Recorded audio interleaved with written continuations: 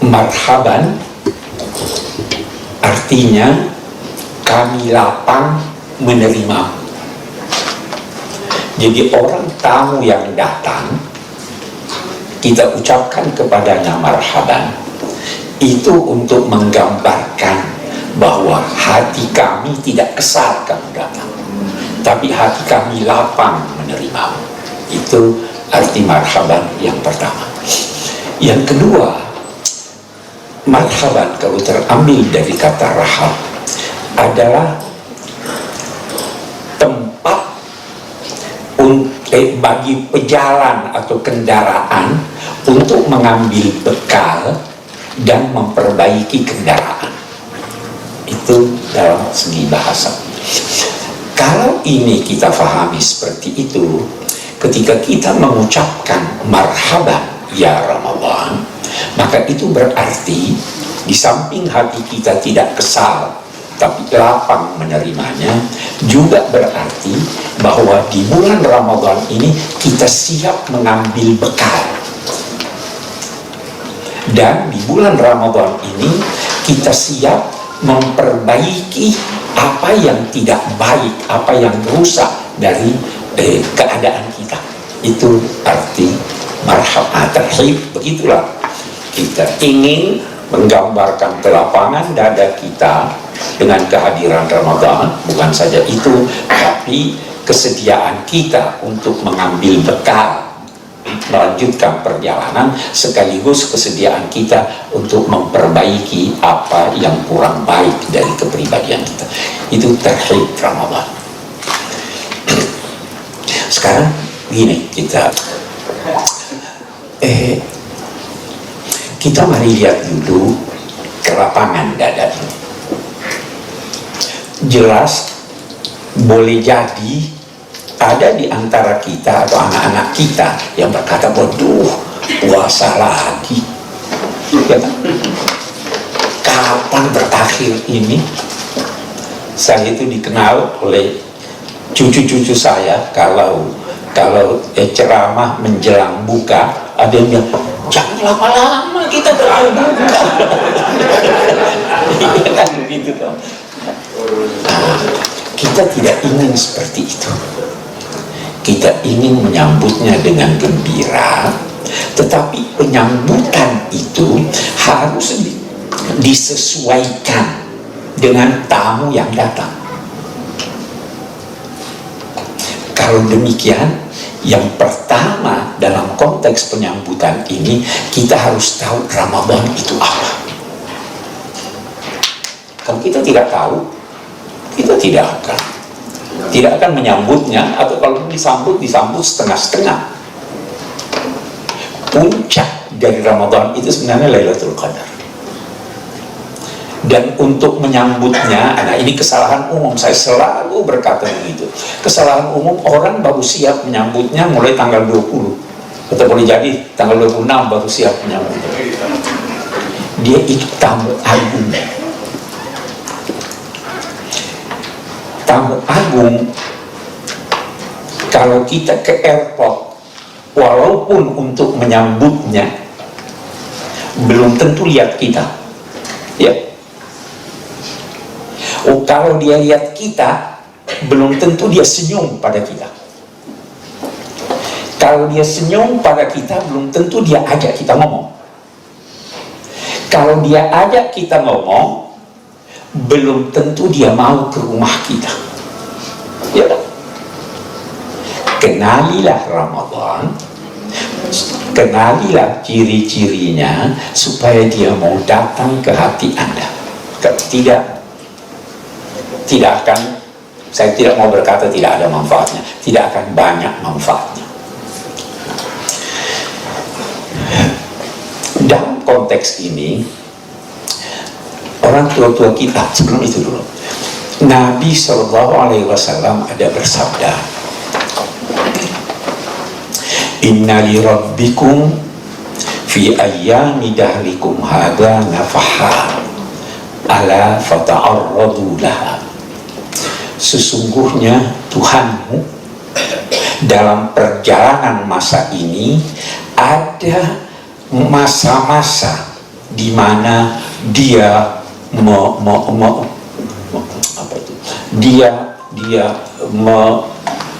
menghidangkan, memberikan nafahat. Sebentar saya akan terangkan apa arti nafahat. Cari-carilah waktu itu. Saya terangkan dulu nafahat. Nafahat itu kira-kira seperti ini. Kalau kita mau ilustrasikan, hujan. Apa di semua tempat ada hujan? Tidak. Apakah di lokasi yang luas atau yang sempit, semua di lokasi yang sempit itu hujan itu turun? Tidak. Ya kan? Biasa kita lihat di sini basah, di sana tidak. Ada nafahat, ada anugerah Tuhan. Cari-cari tempatnya, cari-cari waktunya. Ya kan? Kalau Anda tidak cari, belum tentu dapat.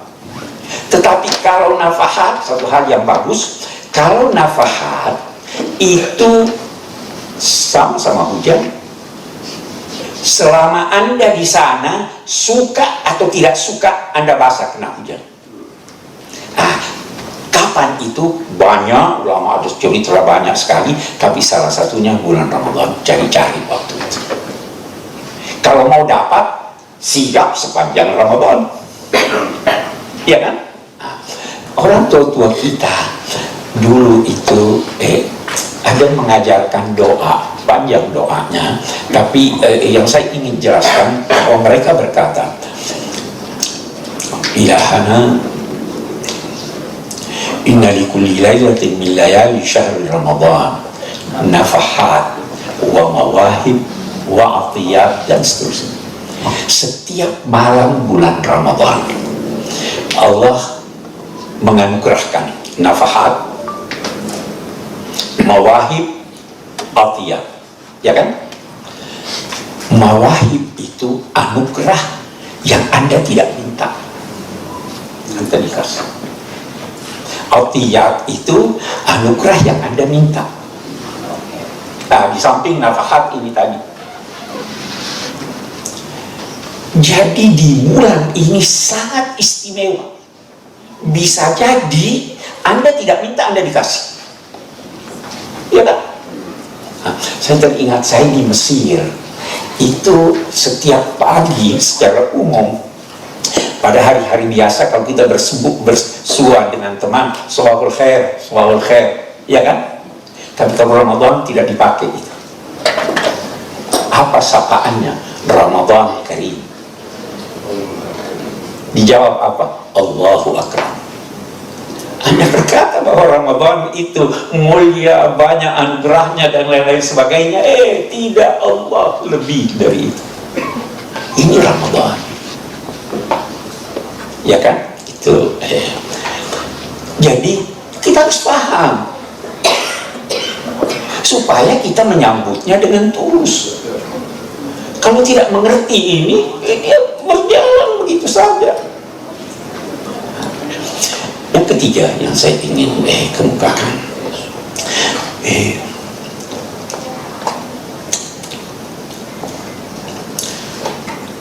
ya ini dulu. Semua kita tahu dari segi hukum tidak sah puasa kalau tidak ada niat. Ya. Anehnya, niat puasa kalau bukan Ramadan, puasa sunnah, boleh niat di pagi hari. Nabi SAW bangun, ada sarapan enggak? Oh, enggak ada sarapan. Oh, kalau begitu saya puasa. Tapi kalau Ramadan, niatnya harus dari malam. Kenapa itu? Bahkan dalam mazhab Syafi'i harus tiap malam. Ada mazhab berkata boleh begitu masuk Ramadan niat puasa sebulan. Tapi pandangan itu walaupun dari segi hukum ada yang membenarkannya, Imam Syafi'i tidak membenarkannya. Walaupun saya katakan dari segi hukum ada yang membenarkannya, tetapi substansi puasa membutuhkan kita niat sejak malam. Biasa habis terawih ya orang. Kenapa itu? Kita lihat begini. Saya beri contoh. Saya besok mau ke Surabaya, misalnya. Ucapan Anda mau ke Surabaya sebenarnya sudah niat, ya kan? Besok mau puasa. Tetapi kita bertanya, adakah sesuatu yang Anda persiapkan dalam konteks perjalanan Anda ke Surabaya? Oh, saya mau 2 hari, paling tidak siapkan baju untuk 2 hari. Oh, saya mau ke Surabaya naik pesawat, paling tidak harus siapkan tiket. Saya mau ke Surabaya jam 6 pagi, paling tidak harus ini. Itu kalau mau melakukan satu kegiatan, itu maknanya niat. Nah, besok saya mau puasa. Apa niat Anda? Terserah. Saya mau puasa, tidak mau makan, tidak mau minum, dan seterusnya sampai terbenamnya matahari. Cuma itu. Kalau cuma itu dari segi hukum sah-sah saja. Tapi sebenarnya bukan itu yang diminta. Kenali Ramadan. Nah, itu tadi. Bukan juga. Kalau Anda kenal Ramadan, oh ini banyak anugerahnya, ini banyak ininya, pasti Anda mempersiapkan untuk itu. Kalau tidak, tidak itu. Kenapa tiap hari Anda harus melakukan introspeksi? Tahun lalu saya melakukan, rasanya ada kekurangannya, ya kan? Tahun ini saya mau perbaiki. Kenapa tiap malam? Kemarin saya niat mau melakukan ini, saya belum lakukan. Besok saya lakukan. Walhasil introspeksi. Itu sebabnya sangat dianjurkan adanya i'tikaf pada 20 malam terakhir. I'tikaf itu introspeksi. Sampai-sampai banyak ulama berkata orang yang i'tikaf tidak boleh membaca walau ilmu, karena konsentrasi untuk introspeksi tidak ada, apalagi bawa HP. Ya kan, kemarin di Bogor saya bergurau bahwa kita ini harus jaga-jaga lidah, ya toh. Terus tetapi sekarang lidah tidak perlu terlalu dijaga, ada yang lebih bahaya, penting dijaga. Sudah tahu kan? Tangan itu ya. Jadi harus kenal Ramadan. Anda sambut Ramadan. Apa kekurangan? Itu sebabnya tiap malam. Jika demikian, setiap malam berlalu, setiap hari berlalu Ramadan, makin baik puasa Anda, makin baik pengamalan Anda dibanding kemarin. Kalau tidak, niatnya enggak sempurna. Iya kan? Oke. Satu lagi yang saya ingin katakan. Begini, amal kebaikan ini banyak sekali. Banyak sekali. Jangan pernah menduga harus besar-besar, karena Ramadan Karim, ya kan? Nabi itu bersabda, ittaqun nara walau bisyikki tamrah. Hindari neraka walau sepotong korma. Sepotong korma. Asal tulus. Buka ini. Ada beberapa hal yang saya ingin garis bawahi dalam konteks kita menyambut Ramadan ini. Yang pertama, keberagamaan kita sekarang lebih banyak menyenangkan diri kita ketimbang menyenangkan Tuhan. Saya khawatir saya terlalu keras. Mau pergi haji, Tuhan senang, tapi ada yang lebih disenangi Tuhan. Bantu dong. Ya kan? Kita, di bulan Ramadan ini saya selalu ingatkan itu. Rajinnya ngaji luar biasa. Ya, berlomba untuk menamatkan Al-Quran. Iya. Kalau saya, anak-anak saya pun saya bilang, tidak usah tamatkan Quran. 1 juz aja kamu fahami Al-Quran jauh lebih bagus daripada tamat 10 juz. Terus. Ya kan? Tadarus. Tadarus itu bukan membaca. Tadarus itu interaktif dengan orang lain untuk belajar. Tapi apa? Kita mau menyenangkan diri kita, takut-takut berbangga-bangga dengan orang. Oh ya, saya udah tamat, saya udah ini. Tapi kenapa kita itu? Kita mau menyenangkan hati kita. Sudah selesai, bahkan boleh jadi berbangga-bangga kan? Kita senangkan, kita lakukan apa yang disenangi oleh Allah. Itu sebabnya orang tua-tua kita dulu juga berkata ada bulwakat ya. Lihat-lihat waktu ini waktunya untuk apa? Itu kita tarhib Ramadan kita.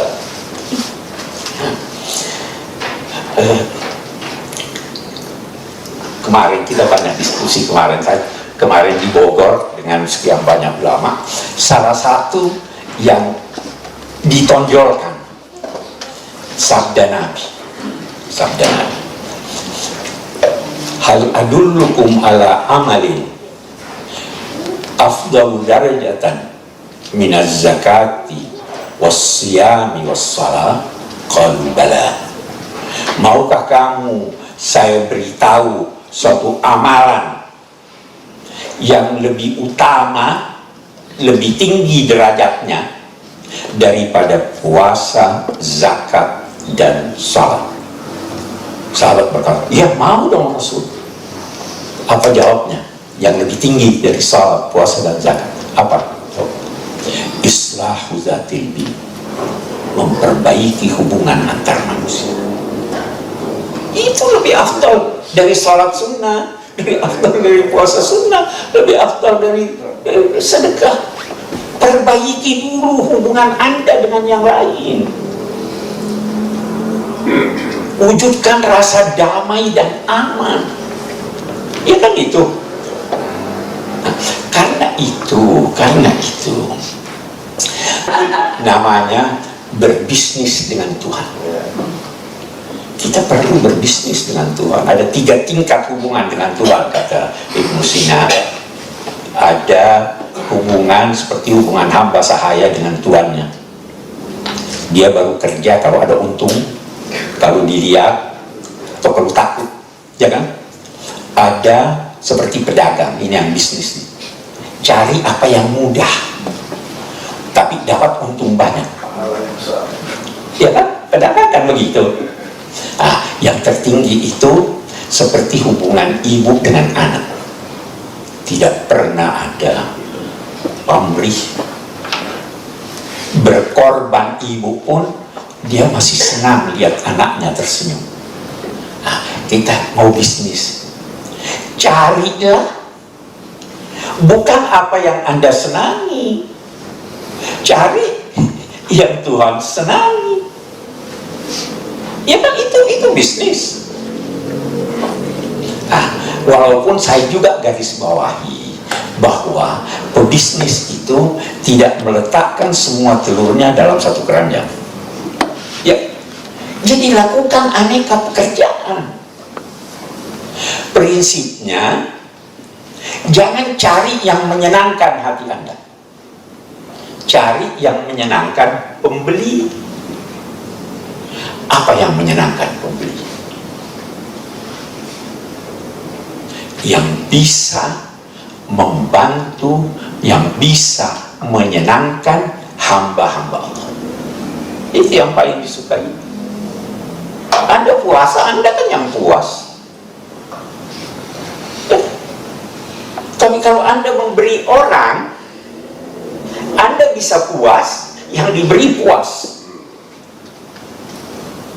Itu intinya di situ.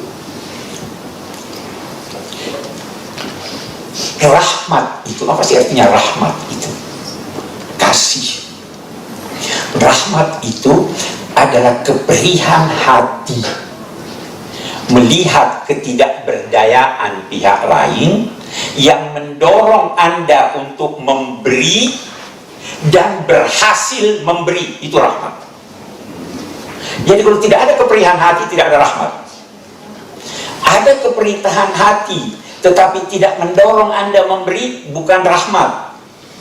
Ada keperihan hati untuk memberi tapi tidak memberi, bukan rahmat.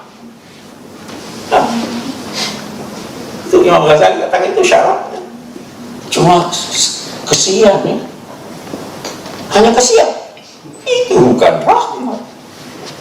Kesian, saya mau bantu tapi Anda tidak bantu, itu bukan rahmat. Mau bantu, oke, berusaha untuk membantu dan harus berhasil dalam bantuan itu, baru Anda dinamai memiliki rahmat. Baru lihat, kata Imam Ghazali lagi dalam konteks ini, lihat sebenarnya rahmat kita manusia itu ada pamrihnya. Kenapa ada pamrihnya? Anda kan perih hati Anda, kan perih hati Anda. Bagaimana cara Anda menghilangkan keperihan itu? Bantu orang supaya hilang. Ada pamrih atau tidak? Beda dengan rahmatnya Allah. Jadi cari siapa yang perlu dibantu. Itu sebabnya tadi kata Nabi, itu memperbaiki dua orang yang saling berseteru bisa lebih afdal dari sholat, puasa, dan zakat. Kenapa? Sholat, puasa, zakat ada sesuatu. Tapi ini dua orang berselisih, biarin aja. Enggak, saya kasihan dia berselisih, menjadi lebih afdal dari itu. Itu sebabnya tadi Nabi bersabda, sepotong kurma itu bisa. Bukan, Allah tidak melihat sepotongnya atau ini, yang dia lihat hati Anda. Ya kan begitu. Dan memberi orang lain itu bukan berarti pemberian Anda untuknya. Memberi orang lain itu menitipkan barang Anda untuk dibawakan ke sana. Ya kan itu. Itu Sayyidah Aisyah satu ketika ada kambing, beliau katakan bagi-bagi pada tetangga. Ya, setelah lama, bagaimana sudah mau bagi? Sudah habis saya bagi, yang sisa pada kita pahanya. Apa kata Aisyah? Yang habis itu yang kita punya. Yang paha ini habis, yang kita beri itu yang kita punya. Gimana kita dapat nanti di akhirat? Itu yang kita punya, ya kan? Karena Anda memberi, Anda tidak beri, Anda titipkan barang Anda untuk dibawakan orang lain. Waduh, ya kan itu agama. Ada tulisan, saya ada kemarin waktu dengan Syekh Azhar, saya lama dengan beliau, hampir setiap saat sama beliau, kita diskusi antara lain saya cerita, Syekh, saya ada acara di TV 1 menit, saya punya acara di SCTV Lohor dan Asar 1 menit. Di antara semua acara itu yang paling sulit. Dia, kamu bilang apa 1 menit? Saya bilang, saya kutip Hikam Ata'illah. Ada buku atau sufi besar, dia punya kata-kata hikmat singkat-singkat. Terus dia kata, fikrah ya, ide yang bagus, saya mau tiru itu. Bagus. Baru saya cerita.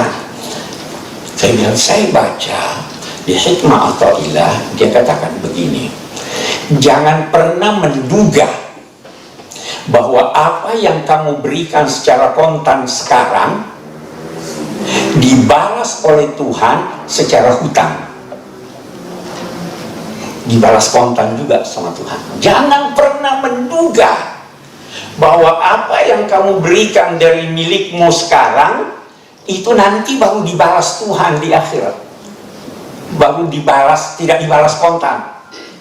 Terus dia bilang begini, apa komentar kamu? Saya bilang, saya tidak sependapat dengan dia. Kenapa? Syekh Azhar itu sediting saya, jadi teman kita dari dulu. Kenapa? Saya bilang, Tuhan tidak bayar dengan utang. Karena yang Anda berikan, sumbernya diberikan oleh Tuhan. Dia tidak perlu bayar. Ya kan? Apa yang Anda dapat? Itu bukan milik Anda. Tuhan beri, wa atuhum mimma lillahi alladzi atakum. Berikan mereka dari harta Allah yang diberikan kepada kamu, berikan mereka. Jadi apa yang Anda beri bukan milik Anda. Jadi jangan bilang Tuhan bayar hutang. Kan dia punya kok yang Anda beri. Syekh Hasan, ahsanta. Bagus, pendapatmu bagus ini. Karena itu bukan milik kita, tetapi Allahu Karim. Ini Ramadan Karim. Dia anggap bahwa saya berikan kamu ganjarannya di hari kemudian. Jadi jangan pernah berkata Anda itu.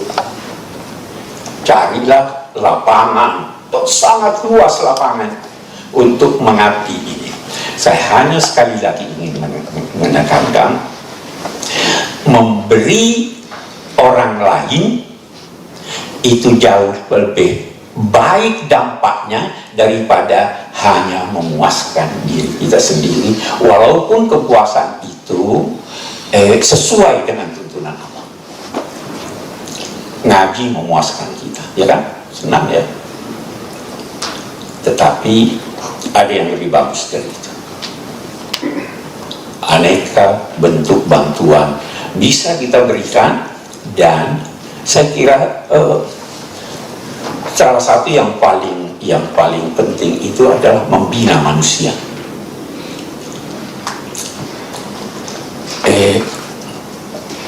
Banyak cara, tapi saya ingin garis bawahi lagi bahwa kalau kita merujuk pada Al-Quran dalam konteks anak yatim, dulu saya pernah ceritain bagaimana itu uraian Al-Quran menyangkut anak yatim. Yang paling penting adalah pembinaan mental, pembinaan pikiran. Itu pesan Tuhan yang pertama. Di Mekah itu semua pesannya begitu. Ara'aita alladzi yukadzibu bid-din fadzalika alladzi yad'ul yatim. Semua ayat-ayat yang turun di Mekah belum berbicara tentang memberi bantuan keuangan. Nah, sehingga perhatian harus ke sana. Itu yang pertama. Jangan bilang saya mau kasih, belikan dia baju. Tidak, kasih untuk mendidik dia, kasih untuk membina mentalnya. Jangan jadi minder. Kalau kita tidak bisa, minta bantuan orang lain, salurkan kepada yang kira-kira bisa. Itu yang dikehendaki oleh Allah. Jadi kita puas, tetapi yang itu lebih puas. Apalagi kalau berhasil nanti, itu dia akan doakan kita. Dia, atau kalaupun dia tidak doakan, amal-amal solehnya mengalir untuk kita. Bukan amal jariah seperti itu. Saya kira itu mungkin persiapan kita menyambut Ramadan, mengetahui lebih banyak substansinya apa, mengetahui lebih banyak apa yang mesti kita dahulukan untuk kita amalkan, yang intinya bukan hanya yang menyenangkan hati, tetapi menyenangkan Allah dan menyenangkan orang lain. Wassalamualaikum warahmatullahi wabarakatuh.